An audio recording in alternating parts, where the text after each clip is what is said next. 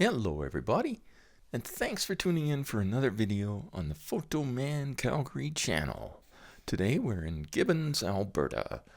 Gibbons started as a vital stop on the Athabasca Landing Trail around 1894, named for homesteader William R. Gibbon.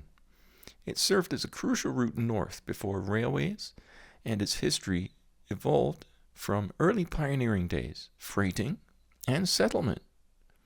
It grew to village status in 1959 and became a town in 1977, preserving its past through local stories and the very impressive Gibbons Museum.